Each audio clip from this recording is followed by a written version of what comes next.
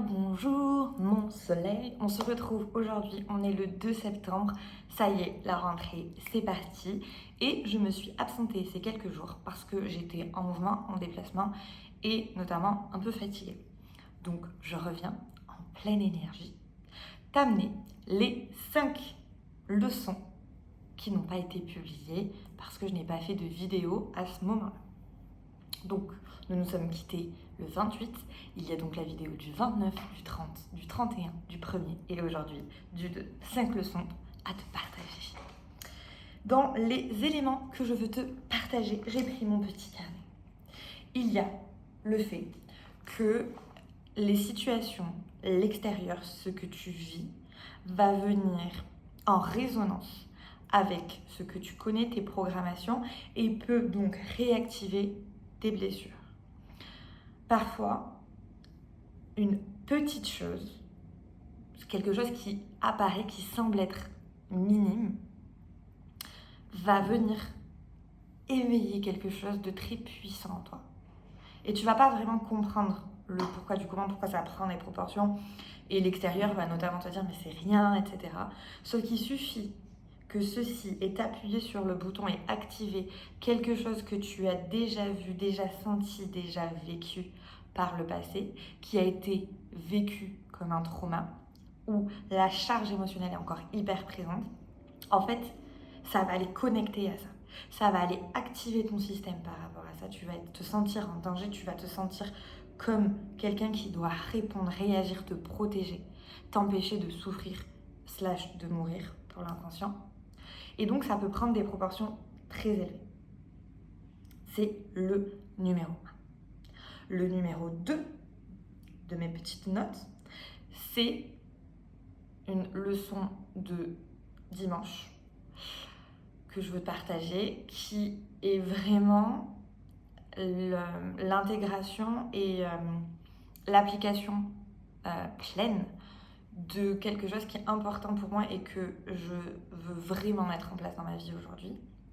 C'est le fait de dire ce que j'ai sur le cœur, de dire ce que je pense, de dire quand quelque chose me dérange, de poser mes limites, de poser mon cadre et de le dire. Parce que très longtemps, moi j'ai grandi, j'étais vraiment la people pleaser par excellence.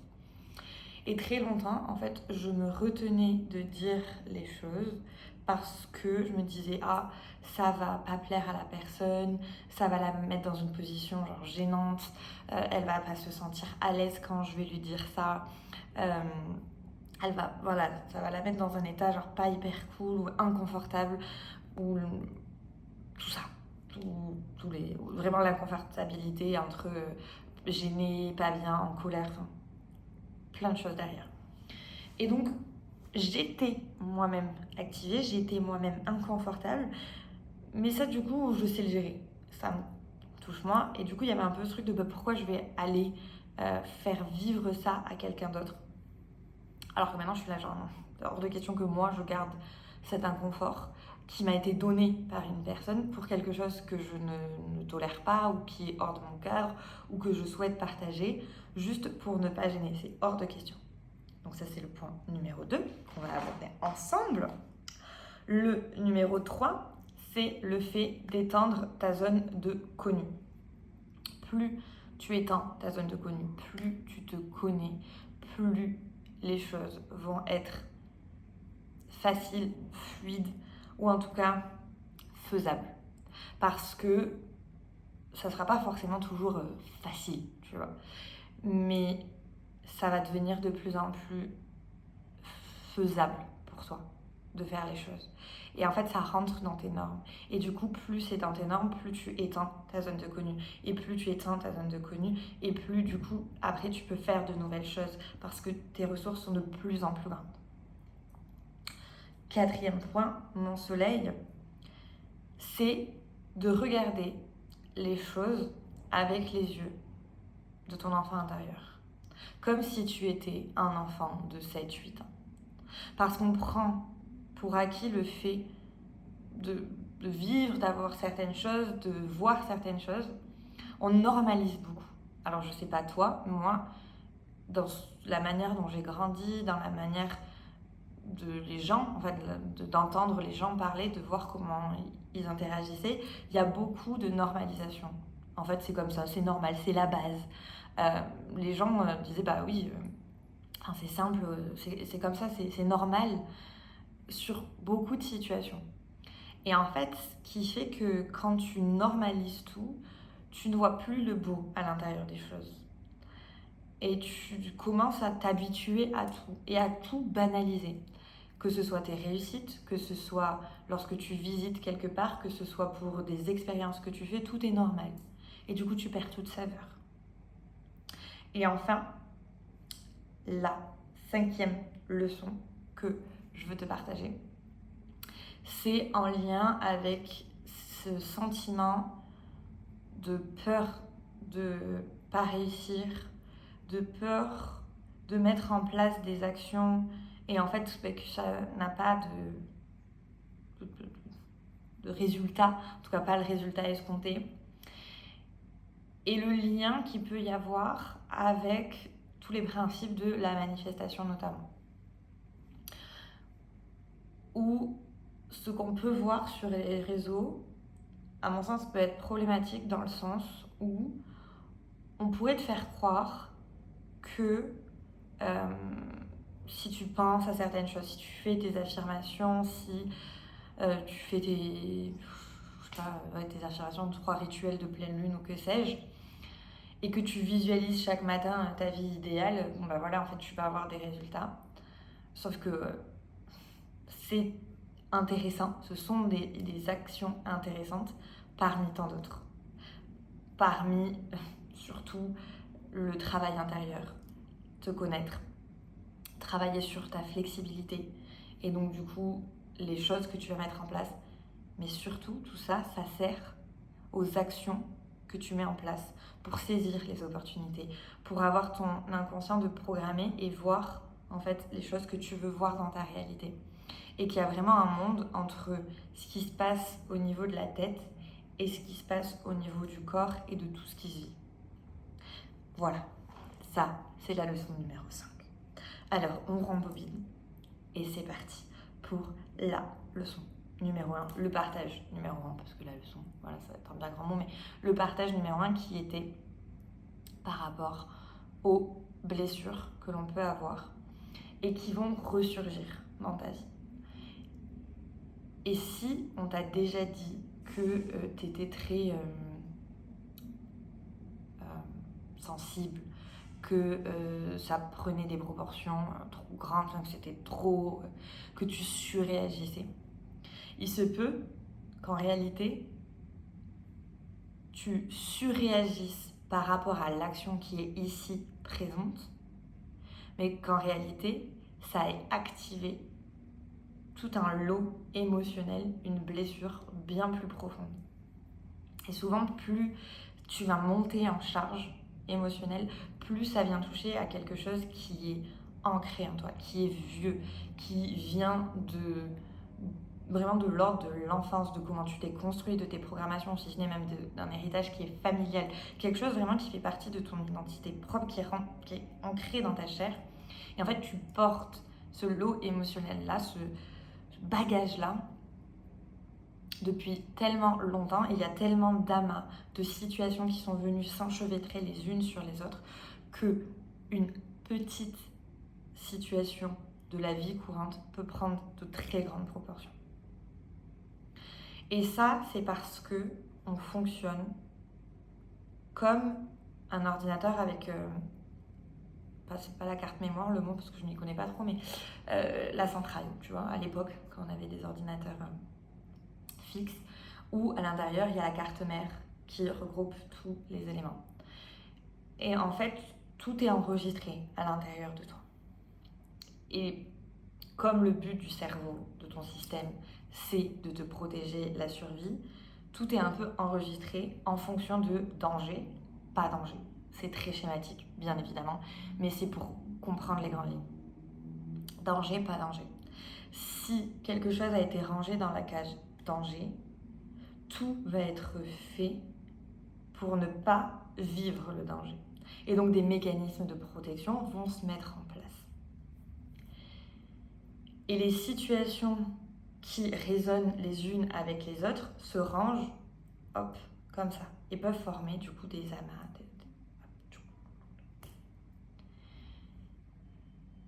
Et du coup, pour toi,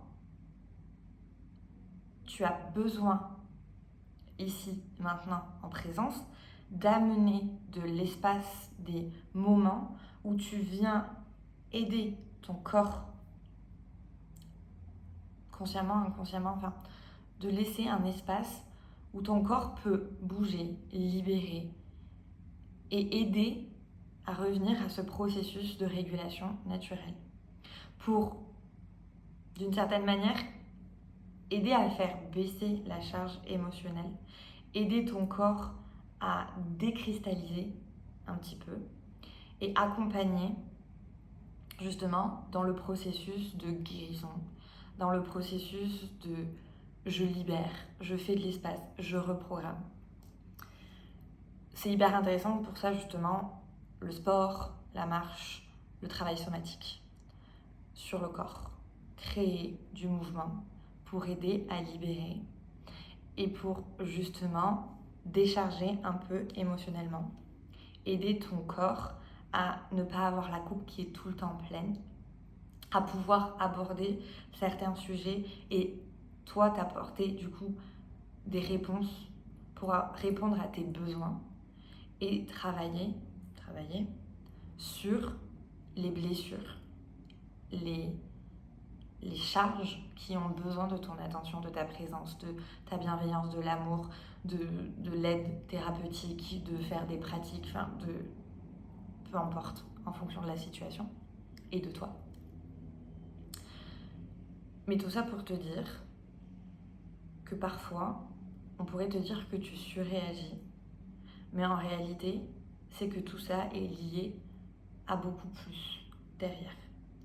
Et qu'il est peut-être temps de venir toi, en présence pour toi-même, à aider, à déstocker, à libérer, pour ne pas être comme la cocotte minute qui va exploser parce qu'en fait sa coupe est pleine. Je te laisse là-dessus, c'est un sujet, je pense qu'on va reprendre plusieurs fois par la suite. Mais je pense que c'est intéressant juste de planter ces petites graines-là. J'enchaîne sur le fait de dire, de déposer les choses que tu as sur le cœur quand ça te touche, quand tu es activé, de ne pas les garder pour toi, de ne pas rester dans ce cadre du people pleasing où tu penses qu'en ne disant pas les choses, les gens vont t'aimer, que c'est sécure, que c'est bien comme ça. En réalité, c'est un mécanisme de protection. C'est une histoire que ton système se raconte pour te préserver du danger, du conflit. Mais en réalité, tu t'éloignes de toi, de ta vérité, de ce qui est important pour toi, tes propres valeurs, au profit de ce que tu penses que les autres attendent ou veulent, parce que tu penses que comme ça va être plus safe pour toi. Alors qu'en réalité, si tu regardes cette vidéo, tu es un adulte, tu es une adulte, tu n'as pas besoin d'un adulte supérieur à toi pour te maintenir en vie, comme ça peut être quand on est enfant, ce qui parfois du coup, c'est ça qui est un peu compliqué par rapport à l'affirmation, se positionner, etc. Là, tu es un adulte, tu es une adulte, donc tu peux faire le choix d'agir au mieux pour toi et de ne plus positionner les autres sur un piédestal au-dessus de toi, mais en fait revenir à une relation égale. Et c'est-à-dire que quand quelque chose ne te correspond pas, est hors de ton cadre, est hors de tes limites, venir avoir une conversation avec l'autre, parler. Ne pas rester dans ce truc de, comme moi j'ai pu l'être, non mais je vais pas aller lui dire ça parce que du coup ça va la mettre dans une position pas cool, ou sinon on va rentrer dans le conflit. Il y a un peu des deux. Selon les situations, c'était soit on va rentrer dans le conflit et je vois que l'issue de la catastrophe où on est les deux en mode de conflit, ça va pas, et donc il va falloir qu'il y en ait une qui baisse du coup la garde pour que ça s'arrête, ou sinon on reste, tu vois, dans le conflit. Alors que c'est une possibilité, hein. Mais quand on interagit entre adultes, on communique, on peut être en désaccord et ça se passe très bien. Voilà. On peut aussi dire quelque chose, déposer à l'autre, oui ça n'a pas été ok, blablabla. On voit comment on peut adapter au mieux en faisant des compromis ou en apprenant l'un de l'autre. C'est très bien. Quand on communique avec une personne saine et adulte en face, incroyable. Incroyable ce qu'on peut faire. Vraiment, énorme. Mais du coup, quand c'est ton mécanisme de protection qui parle, il va être directement, en tout cas pour moi, j'avais vraiment 2 schémas majeurs. Il y en a plusieurs, mais vraiment le côté soit le conflit c'est la guerre, c'est fini et il faut qu'on se rentre dedans, soit vraiment mais c'est pas cool, ça va mettre la personne dans une position gênante, elle va pas se sentir bien, elle va voilà, ça c'est pas cool en fait, bah oui mais ce qu'elle a fait c'est pas bien, mais bon si je lui dis, bah je vais la mettre en face de ce qu'elle a pas bien fait, donc c'est pas agréable. What? Genre, bah ouais c'est le but en fait, de lui donner l'opportunité aussi de l'apprendre et de s'améliorer, enfin, ah ouais c'est vrai. Ouais.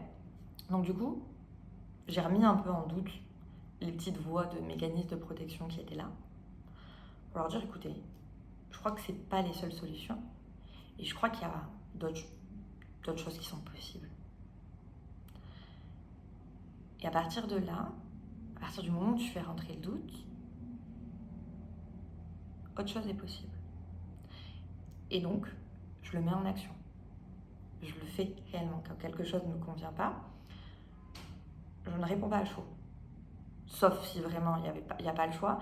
Mais souvent, je redescends pour pas être en full réaction. Parce que du coup, là, je sais que je pourrais m'emporter ou pas du tout être rationnelle ou même dans quelque chose, le message que j'ai envie de faire passer. Donc souvent, je redescends un peu pour communiquer vraiment du meilleur espace et que ce soit constructif pour chacun d'entre nous. Mais c'est hyper important. Et depuis que je le fais, et depuis vraiment là que je mets de la confiance et que je le fais encore plus à un degré vraiment plus poussé, je vois à quel point ça me fait du bien et à quel point vraiment je me choisis moi, mais en même temps je fais ce cadeau aux gens d'être pleinement moi et d'avoir la confiance en eux pour venir échanger parce qu'on est égal, parce qu'on vient grandir ensemble, parce qu'on vient apprendre et qu'on vient expérimenter la vie ensemble. Et en fait c'est incroyable.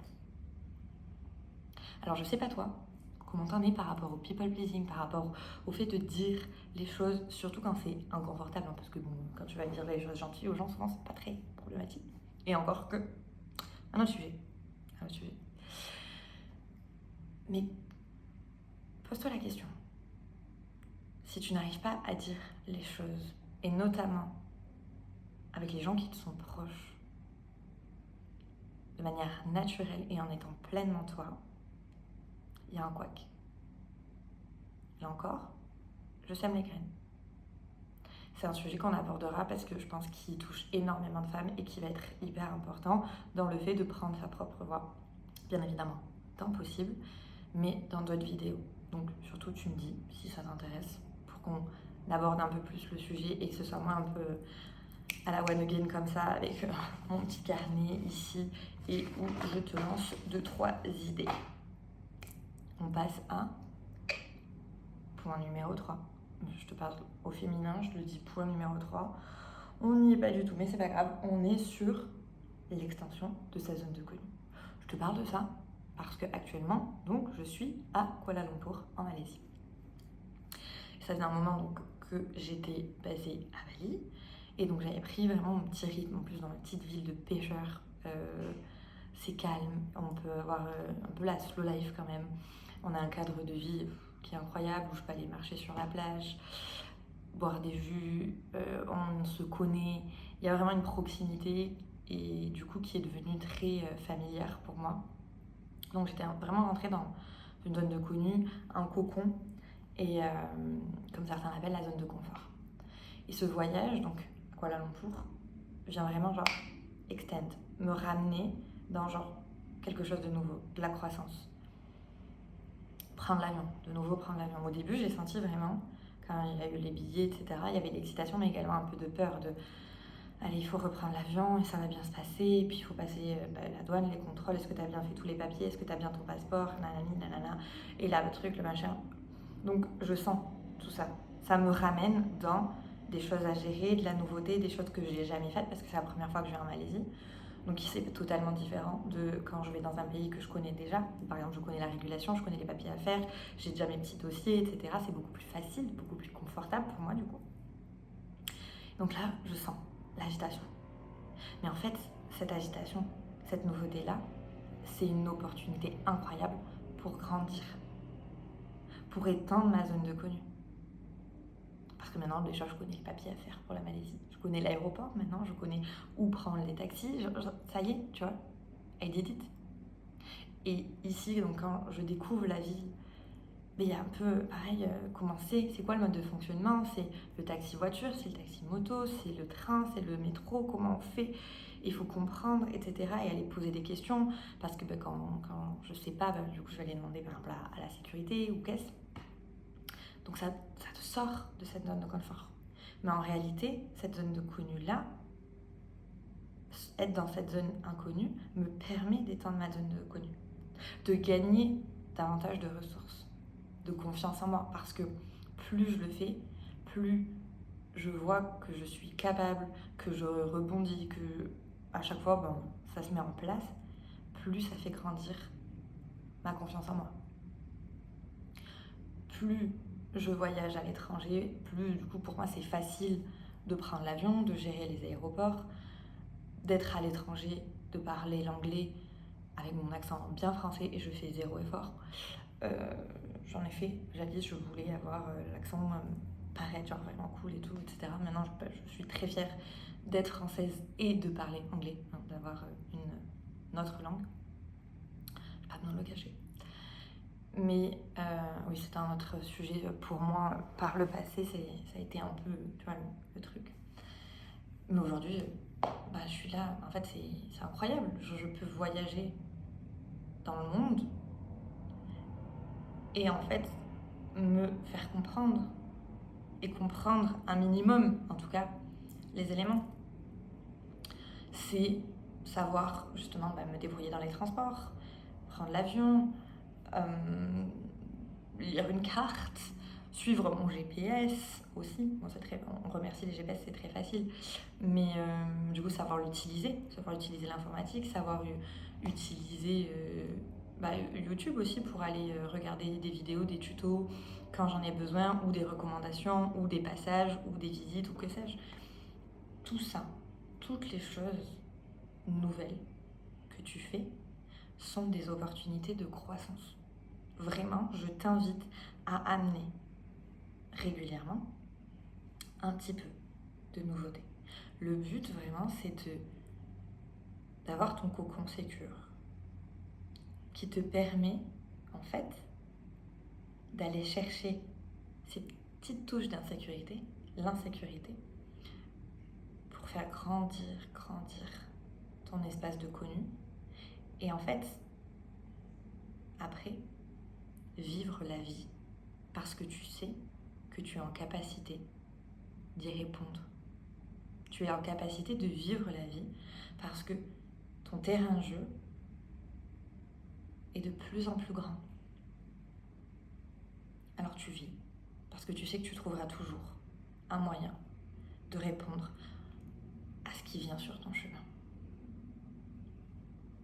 Et ça, c'est notamment un des points importants dans Possible. C'est la base, c'est pour ça que Possible a été créé et c'est ce que je travaille dans tous mes accompagnements, c'est faire un noyau de sécurité qui te permette l'extension et de rayonner dans ce monde. Parce que si tu es ici, c'est pour que toi, dans toute ta lumière, dans ton rayonnement, mais quand je dis lumière, c'est ton ombre et ta lumière, mais c'est vraiment dans tout ce que tu es, puisse jaillir. Parce que le monde a besoin de toi pour qui tu es et de la version que Dieu a créée de toi, vraiment dans le maximum là, de ce que tu es venu vivre là, dans l'alignement le plus total de pourquoi tu t'es incarné là.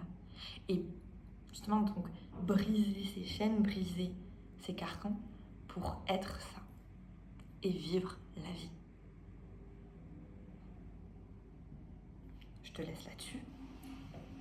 Voilà, c'est pas mal de rester avec tout ça.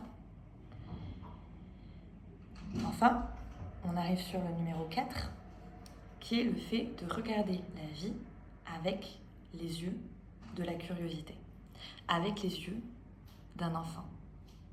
Comme si tu voyais à chaque fois les choses comme si elles étaient nouvelles. Comme si tu découvrais autre chose, un nouveau monde.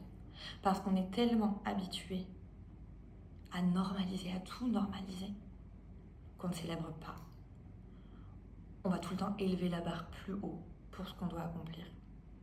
Et, tu vois, genre, tu mets des objectifs, mais après, tu viens de le cocher et puis tu passes à plus haut. Parce que, hop, c'est comme ça, et puis c'est jamais assez. Mais tu célèbres pas les étapes. Alors que bien évidemment, tu as le droit de vouloir plus, mais viens célébrer ce qui a été fait. C'est aussi ça le chemin. Mais surtout, à ne plus voir les choses comme si elles étaient nouvelles, comme si elles étaient belles. On normalise tout. Et on oublie de s'émerveiller. Alors que si tu mets le filtre et tu te dis, ok, waouh, c'est beau, je vais à la plage, il y a des vagues, et puis le sable sous mes pieds, c'est hyper agréable. Ça te ramène dans un moment de je vis, je profite, je savoure ce qu'est la vie à cet instant présent. Mais c'est également le cas, je m'en rends compte, parce que du coup, en étant à l'étranger, en voyageant, ma normalité a un peu changé par rapport à quand j'étais en France. Et je vois certaines personnes aussi, donc, qui sont dans le même cas que moi, vraiment s'habituer à ce nouveau cadre de vie, mais le normaliser, ne plus voir ce qui est incroyable. Moi, je suis une grande fan des couchers de soleil, et à chaque fois, je suis là genre, j'adore et tout. Alors, il y en a qui sont vraiment incroyables, il y en a qui sont un peu moins beaux, mais j'adore ça. Et le ciel, après, les couleurs, une fois que le soleil est couché. Et parfois, du coup, les gens vont me dire, oui, lui, il était pas ouf. Mais en fait, tu t'es tellement habitué à vivre ici, dans un cadre incroyable, que tu ne savoures plus le moindre petit rayon de soleil. Mais souviens-toi, la première fois où tu es arrivé, c'était magnifique. Ici, en arrivant à Kuala Lumpur, c'est une grande ville et c'est très cool. Mais j'aurais pu arriver en mode, oui, c'est très bien, c'est sympa. Je peux arriver en disant, oh, waouh, c'est grand, c'est beau, c'est lumineux, ça fait des mois que j'ai pas vu autant de bâtiments, autant de voitures. Et en me mettant dans cet état-là, en me mettant ces lunettes de la curiosité de l'enfant, tout devient plus goûteux. Et je t'invite à essayer de vivre la vie comme ça. Quelques moments, t'es pas obligé de tout le temps être avec ces lunettes-là, mais à quelques instants dans ta journée, de mettre ces lunettes-là et de voir comme c'est plus agréable de vivre la vie ainsi. Et enfin, mon petit soleil, je vais te laisser avec cette réflexion qui est venue par rapport à des peurs qui ont jailli, de faire les choses et que ça ne fonctionne pas, et de ne pas avoir assez de clients, et de stagner, et de, tu vois, d'un peu t'en vouloir, enfin de m'en vouloir, d'être là, mais pourquoi ça ne fonctionne pas pour moi, qu'est-ce que je fais pas bien, et blablabla, blablabla. Parce qu'en fait, j'avais une part de moi qui était là, attachée à ce qu'elle peut voir sur les réseaux, de certaines femmes qui ont explosé, et notamment aussi parfois de certains posts qui te parlent justement de tout le travail énergétique et des affirmations, etc. Et là, j'ai vraiment pris un temps pour être présente pour moi, pour cette part-là, qui avait un besoin d'être vue, d'être écoutée, d'être entendue, d'être reconnue.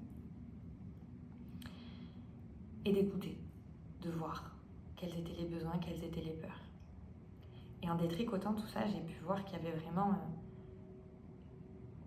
aussi une part qui était là, mais putain, mais en fait, faut que tu arrêtes de croire à ces principes de la manifestation, de la création, de tout ça. Parce que c'est du bullshit et qu'en fait, tu t'attaches à quelque chose, mais c'est pas la réalité, c'est pas ça la vraie vie, Lorraine, etc. Je comprends pourquoi elle est là, cette part-là. Je comprends tout à fait. Elle est hyper intéressante aussi parce qu'elle permet de rester dans le réel, l'action, le corps, la vie, le mouvement. Et de ne pas rester bloqué dans la tête. Parce que c'est un problème que je vois énormément avec les principes justement de co-création avec Dieu, avec la vie, avec l'univers, avec la manifestation. C'est qu'on reste dans des grandes idées, des belles idées, mais on ne met pas trop de choses en place et puis on reste bien dans ses peurs en fait. Avec le conscient, avec nos 5% de préconscient, on va mettre des actions en place, sauf qu'en fait, programmation inconsciente, c'est niette, on n'y va pas, c'est rongé de peur.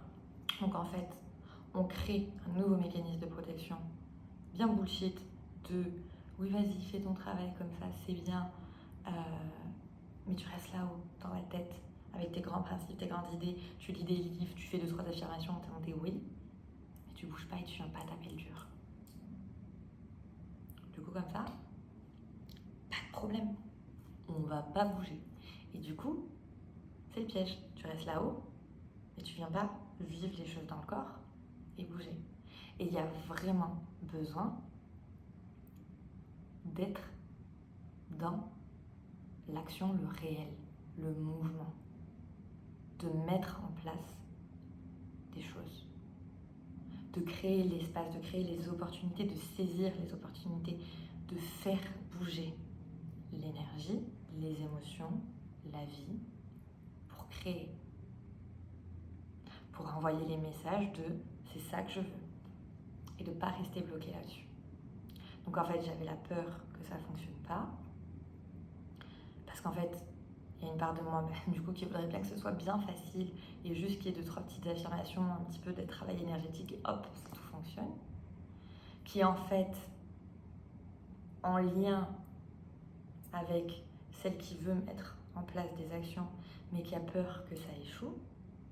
Donc du coup, on a peur que ça échoue, on reste dans la tête, ce qui vient faire qu'on ne prend pas trop de risques, où on ne met pas en place les actions, sauf qu'en réalité, à partir du moment où on agit et on bouge les choses, peut-être que ça ne prend pas la forme qu'on avait dans la tête, mais c'est en train de prendre la forme, ici, là, maintenant, sur Terre, et de créer quelque chose. Alors je te laisse là-dessus, sur le fait que c'est très important d'avoir une vision, de travailler au niveau énergétique, sur la visualisation, c'est hyper intéressant de câbler là-haut ce que tu désires. Mais il faut que ça vienne ici aussi dans le corps, que ça descende et que ça prenne forme dans la matière. Parce que c'est un travail de co-création avec Dieu. Et ça, c'est toi qui peux mettre en place les actions en donnant une vision, en rentrant dans comment ça parle en toi, qu'est-ce qui vient bloquer, quelles sont les actions que tu peux mettre en place et en agissant pour la vie que tu désires. Allez, je te laisse là-dessus.